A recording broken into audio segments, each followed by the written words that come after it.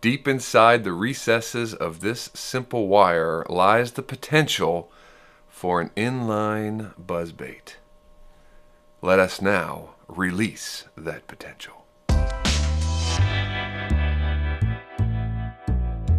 We are going to make, as I mentioned, an inline buzzbait, not your typical buzzbait that's offset. We're going to do an inline one because I like to be different. On top of that, we're going to use kind of a special, you know, sort of out-of-the-box weight using the Do It Molds punch shot rig. So this is a mold that you can use to pour the lead for a Tokyo rig. But I thought it would be nice to use on an inline. You can see the shape is a little unique. Kind of got that bullet thing going on, but not quite. It's an interesting mold for sure. You actually put this guy through and you pour the lead onto it in the mold. Very interesting. I've only used this one time on the channel, so that's going to be cool. We will paint that up as our weight. And we've got to have a sweet trailer on an inline buzzbait, and I have no sweeter trailer than a brand new 6 cavity, yes, 6 cavity Epic Baits Freakin Frog. I've done the research. I have looked, I have scoured the internet for other 6 cavity frog molds. And I was only able to find one. It's over on Fat Guys Fishing. It's super skinny. It's called the Evo Frog. It's only 3 inches. I don't know. It's not a typical frog mold. Some of the molds that you'll find are actually, most of, if not all of the other molds you'll find are 2 cavity, single cavity, at most a 4 cavity. This guy creates a 4.6 inch frog, and you shoot 6 of those bad boys at one time. It's gonna be sweet, let me just tell you. So first off, we've got to pour our lead. So let's go do that. We'll paint it up and then we'll turn our attention to some wire bending. Lead pot is hot, ready to roll. I'm just looking to find our weight. What I wanna do today is a 3/8 ounce. I think the size of that soft plastic that we're gonna pair with it will weight it down enough, but not too much that it wants to sink too fast on us. This, once again, is that mold, and you can pour anywhere from 1/4 ounce all the way up to 1 3/8 of an ounce. As I mentioned, you grab your doohickey here. My 3/8 ounce is this second one right there. So I'm gonna lay this in like so, clamp it shut, and we'll pour right into that guy. And in case you were wondering, they did size this handle properly, so it fits right between and everything's closed up. Here we go. Get it right up in that nozzle, and that should be a good pour. Before we open this guy up, I thought you might like to see too, unique design. You pour on both sides. So these are the bigger ones, and those are the smaller ones. All right. Oh yeah. She looks good. Pops right out on the old handle, and you just slide it off, and just like so. So let me cut that sprue off, and we'll be ready to paint. For paint today, I thought we would dive back into Stardust. You guys remember Stardust? If you've not heard of it, or you have and you're curious about it, never looked into it, I did a whole video dedicated to it. Gosh, it's been months ago. We used, I think, 4 different colors, and even tested its durability, because this stuff is touted to be unbreakable. Interesting stuff. Brief overview. It doesn't require curing. So you heat up the jig head, or in our case, the weight. You dip it in. You let it cool. You can actually dip it in water right afterwards, and it creates this rubberized texture on the outside, and you don't have to put it in an oven to cure it. Our color of choice today is green sparkle. As you can see, my container is already somewhat empty. That's because I have put it into a little bowl. I find it easier to dip into something like this, gives me a little bit more space. When you get this stuff, to their credit, it is full to the brim. So sticking something down in there, it goes all over the place, you lose some product. So as you can see, I've got the weight just on a paper clip that I bent out just so it won't come off the end, little curve there. The hole in these things from that rod is so much bigger than the wire that we're going to use that it's another good use of the Stardust because it's a little thicker, and if I get some in there, we have lots of room to still get our wire through it. Let's get this guy on the heat, and then it's just a quick dip. I've got my water right here beside. There we go. Get it in there. There it goes. And you can put it back on the heat. Boom. Looking good. Into the water. Will sizzle as it usually does, cooling really quick. And we have got ourselves a Stardust covered lead weight. Free spinning. Got just a little bit in that hole as we talked about, but that's no problem at all. Looks pretty good. Green sparkle. With our weight in hand, all painted up, ready to go, we move over to the vise. We need to prep our hook, and we need to talk about skirt colors as well as application. For the hook, I am using a Mustad 32608 5/0 spinnerbait hook, and I've got a split ring on it, a size 3 split ring. More on that in just a second. For skirt, I am really digging this metallic flake stuff that Barlow's has. I've bought just about all of it, and we're going to use it on the top and the bottom. One skirt of watermelon red for the top, and then a skirt of chartreuse and gold for the bottom.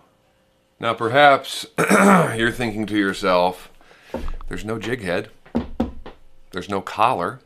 What the heck are you going to put that skirt on? How are you going to attach it? For those of you that have been around the channel for any amount of time, especially some of the older stuff about a year ago, you know, we're going to go back to the articulated shank.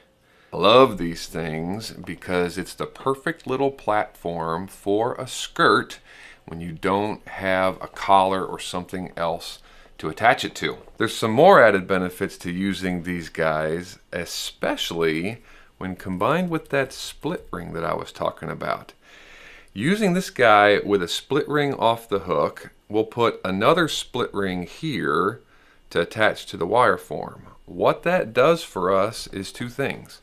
One, it gives us even more free swinging articulation on the soft plastic as well as on the skirt attached to that buzz blade and wire form. That's always a good thing.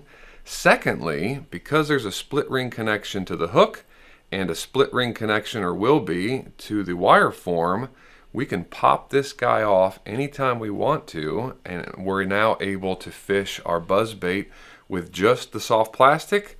If we change our mind, back on goes the skirt. We've got more of a traditional buzz bait, skirt and all. Before we get started though, first things first, we need a bait keeper on this hook. So let's turn our attention to the vise and get that taken care of. Let's get our base down. We don't need much because we only need a bait keeper. Our trailer actually has a hook slot, so I'm going to flip this over and put it on the top where there's more meat in the trailer. It's just a little piece of 029 wire that I bent back to be a little bait keeper. You can buy these if you want, a little longer, and cut them down or use the full size, whatever you want to do. Oop, cut the edge. But it's just as easy to bend your own. A lot cheaper too. You can make a ton of them. That's it. Whip finish that guy. Beautiful. All right, let's pop this hook out. And I'm gonna put our shank in here.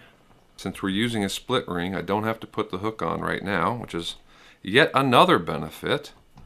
Because I don't have to worry about that hook being in the way or getting myself stabbed on it.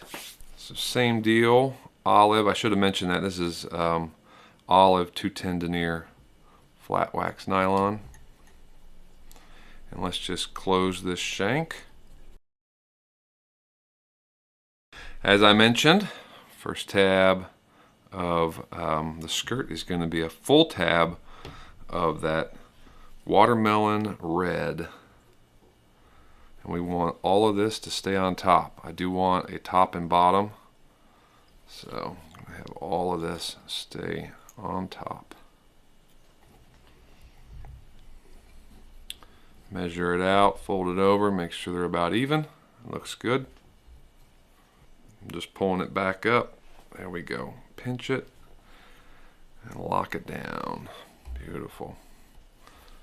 And now for the bottom, that's chartreuse and gold.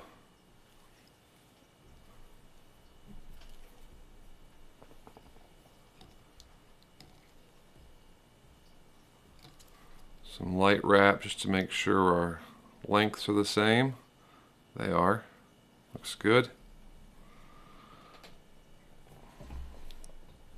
Not much to worry about full coverage wise here. It's just a tiny little shank, so they don't have to worry about pushing stuff around the collar or anything else. I'd say the biggest challenge is not trapping material when you're doing this. So to that end, actually, I'm going to grab some of these little hair clips, get them at Walmart, clip that back, and we may even be able to at least bunch these up in front, right on the end there. Yeah, there we go. Now we can build up a small collar, do our best not to trap anything. Beautiful. And we'll whip finish that.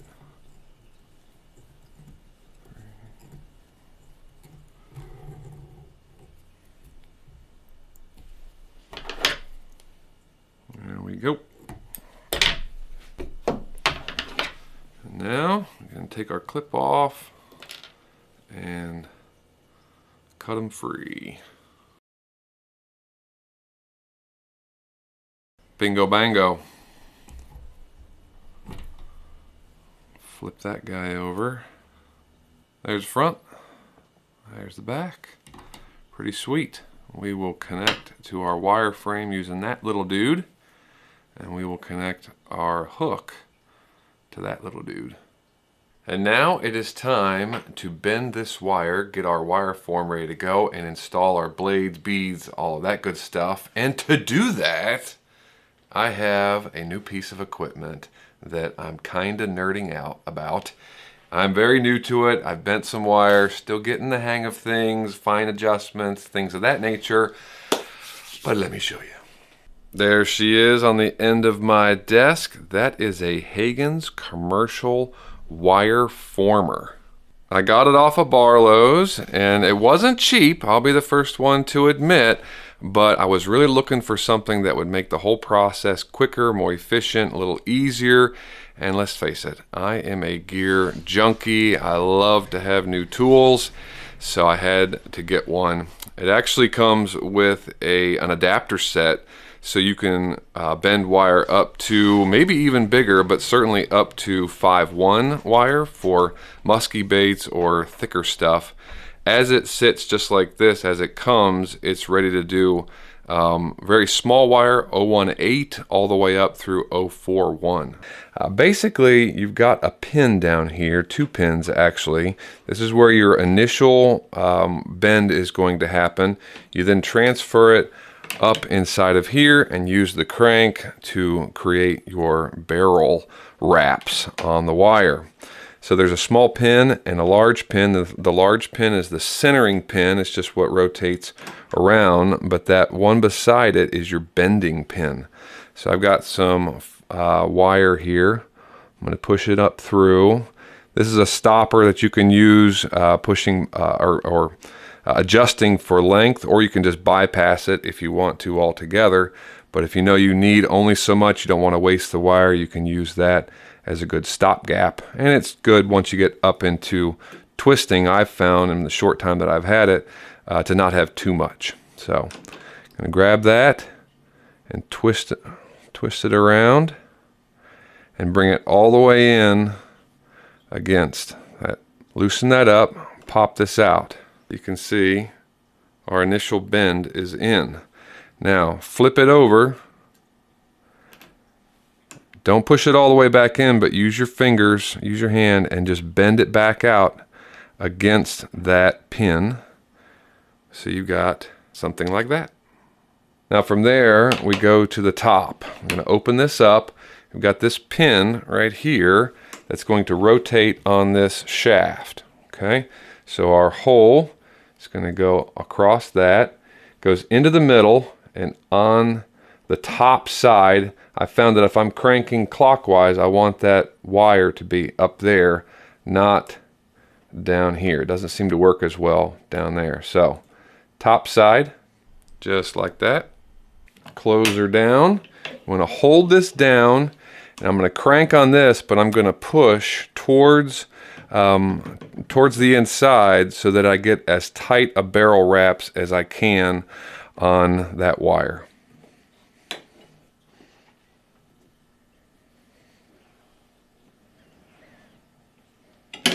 There we go.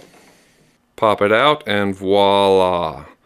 Maybe not as tight as I would like it, which is easily fixed.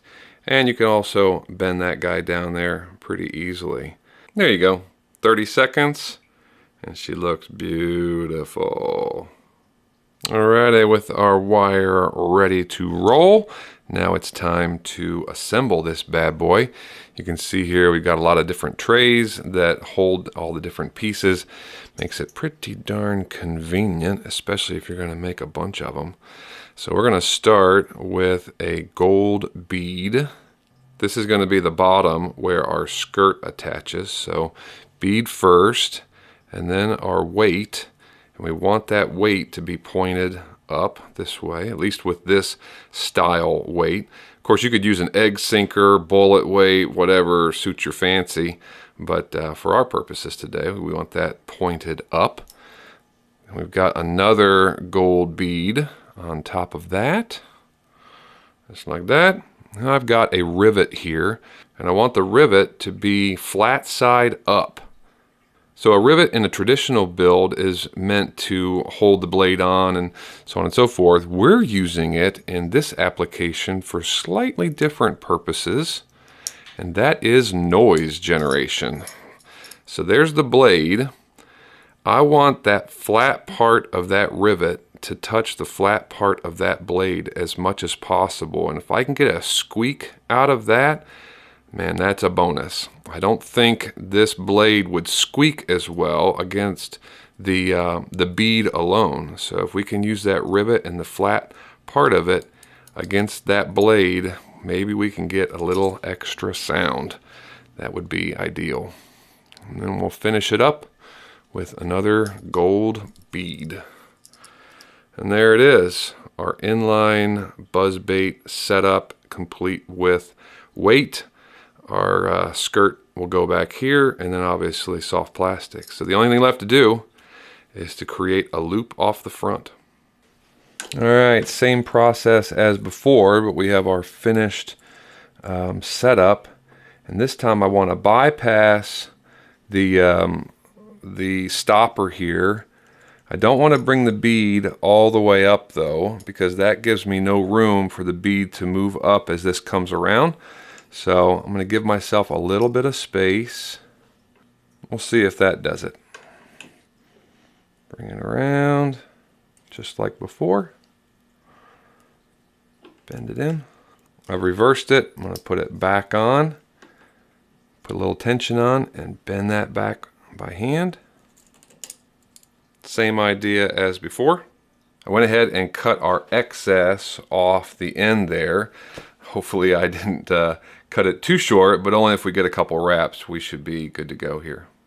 Down inside, clamp it, push in, and turn.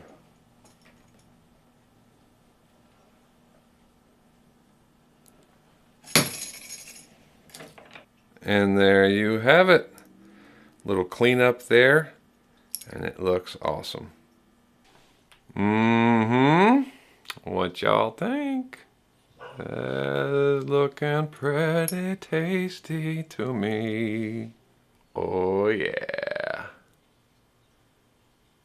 There's our loop on the top. She is ready for action. Actually, she's ready for a sweet soft plastic. So let's go shoot some frogs. But not just any frog, the Epic Bait Mold's Freakin Frog. Yeah, that's right, 6 cavity. Did I mention that? I think I did. I think I mentioned that. This is a fantastic mold. I'm loving it. If you are into frog fishing and you want to make them en masse, you got to pick yourself up one of these. Got that hook slot in it. You can see that in the bottom. In the top though, it's got some texture. See those little dudes? Those are all indentions, and I'm thinking we try something brand new here, new to me anyway, but I'm gonna break out the soldering iron, and I'm going to attempt to put black in each one of those little divots to really sell the frog vibe. Not just any black though. I mean, how could it be an SDG soft plastic video if we didn't do something all flake? So that's what we are going to attempt. I've got size 15 and the little stuff, 008 black glitter. I have got a 1/4 cup of Baitplastics 242. It's what I use for everything. Love the stuff. I'm going to get that heated up. I'm going to throw a bunch of that glitter in there, get the old soldering iron warmed up, and do my best to paint myself some frogs with glitter. This first little batch of plastic is hot, ready to roll. First in is our 15 black. Not going to be stingy. Got a whole ½ teaspoon for a 1/4 cup. That's a truckload. And likewise on the small stuff. I want this bad boy saturated so we get clear, dark, sparkly spots. Oh yeah. That's like oil. Cool. Still see through a little bit on the deal, but once it's layered in, right, it's going to have hopefully those spots will be thick enough to where it'll look a little bit more like that than that. All right, we are warmed up. Our mold is in place, and our soldering iron is also warmed up. You see there, I set it to 275, something below 300, just so that it'll gel up. Of course, this is cold, so I'm assuming that will help as well. Here goes nothing. First time for everything. Whoop. All right, you got a little drippy drip. That's all right. It makes it more natural, right?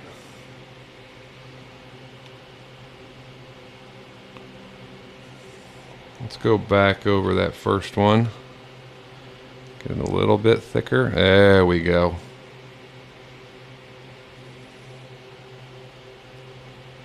Well, guys, this is working. I will not bore you with all of this because there's what looks like 8 per frog. And did I mention this is a 6 cavity? Yeah, this is a 6 cavity. So that is 48 little dollops. Let me get this taken care of, and I'll meet you back here in just a few. Whew! And there we have it. All of our little black dots. See those? Some are a little more splotchy than others, but I kind of dig that. I do think it's going to give a more realistic look. I left it. If it got a little splotchy like that guy right there, I left it because I think it's going to look just dandy. Hopefully these don't just melt away when we shoot the laminate through it, but I'm going to try to shoot this laminate down in the sub 330, sub 325 even if I can, and that should help. I just want them to stay in their place and not melt away. Alright, we are warmed up for our first color. I think we'll do the belly first. And keep in mind, we're trying to complement our skirt pattern here, our skirt color. And that belly is that beautiful chartreuse and gold. So that's exactly what we are going to use. Some chartreuse and some 40 size gold. Let's go with like 8 drops and see what that gets us. It's a Lurecraft color. Might be a little thicker. It's pretty translucent, especially on the knife. I think we can afford just a few more. So that's 12. I don't know that I want to go too much more than that, especially once we add the flake. Yeah, that looks just about right. Looks good. See how the knife disappears. A little over 1/4 inch down. That looks good. Now our gold flake. Not going to be stingy on this because that skirt pattern on both top and the bottom is that metallic flake silicone skirt. So this is a buzz bait. It's meant to be loud, meant to get attention. So let's flake it up and try to reflect some light. Yeah, that looks really nice. On to the back color. Minder got a darkish watermelon red flake. So we're going to go to watermelon. I know for a fact though, having used this before, as I'm sure many of you have as well, this is not a very saturated color. So we're going to go all the way to 20. It's an MF as well, all the more reason. I think we're going to have to darken this up. Not thicken it, but darken it just a bit. Yeah. That's just about where the, see the knife there? It disappears right around the same depth as our chartreuse. But we are going to darken it just a bit. So again, here's our skirt color. You can see it's a little bit more brown, a little bit more green pumpkin. I didn't want to use green pumpkin for this though, so what we're going to do is just add a drop of black and see what that does for us. This is powerful stuff, so 1 drop at a time.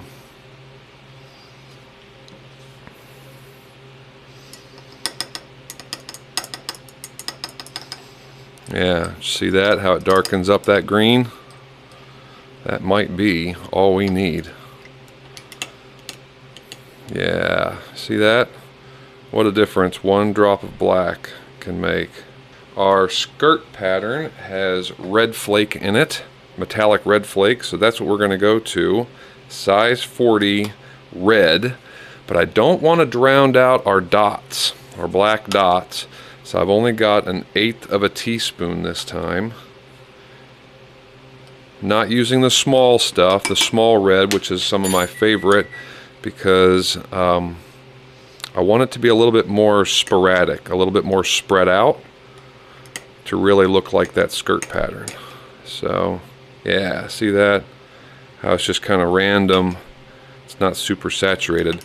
So I was just about ready to line up to do this shot, and I thought, you know what? I better get my little Epic tester out and make sure that these colors are as close to what we're looking for as I wanted. I was a little nervous about the watermelon because, as I said, it's really translucent. Interesting, and I'm glad I did. Here's a little tester that you can get from Epic Baits. At the time that I purchased it, it was like 25 bucks, worth every penny. It's CNC'd out so that you have a thick part and a thin part. You can see what those colors look like in their thicker and thinner parts, and more importantly, you can pull these out, put them together, and see what the laminate looks like, or really kind of get a gauge on translucency just by looking at it. So that guy is the chartreuse. You can see it's pretty translucent down here, definitely gets thicker towards the top. That was our original watermelon, and it is way, way, way more see-through than this one. So I doubled the count. I took it to 40, and that's now what we have. Still see-through in the thinner parts, a little bit more, I'm going to say opaque, but this color really doesn't get opaque. It's always translucent. Fingers crossed, that was a good move. I feel more comfortable with the 40 count. I heard the beep, beep, beep. I think our plastic is ready. I'm going to try to shoot this thing under 325 to make sure that we get a good laminate, and B, we retain those black dots, baby. Alright, I think we have reached our desired temperatures. The block is cold. I've got the back on this side, which is going to be our watermelon, belly over here, which is the chartreuse. Let's hope this works out. They're definitely cold.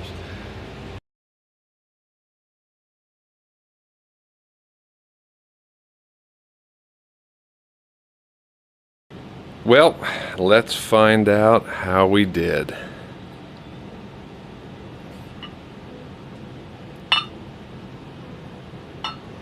Hey, now we have black dots. We have lamination. We have 6 beautiful freaking frogs, baby. Check that out. Oh, they stayed in place. Did we get all 6? All those dots? That one was one of my little more naturals, apparently. Oh yeah. Look at that. Sweetness. Oh. Glitter. Chartreusey wonderfulness. See that on that buzz bait? All the light refracting off of this guy as those feet just go nuts. There's that hook slot I was talking about. Lots of meat up front, so if you wanted to make these and plan to use an EWG, lots of space up in the nose to do that. You see those flanged feet, those paddles on the back. Catch a bunch of water, make all kinds of commotion. Yeah, buddy. The final product. Check this guy out. Oh, yeah. Well guys, I think that was a successful build. Pretty sweet that we were able to make it from scratch. I enjoyed it today. I hope you guys did as well. Thanks for coming along with me. I appreciate you watching. And until the next time, I'll see you guys in the shop.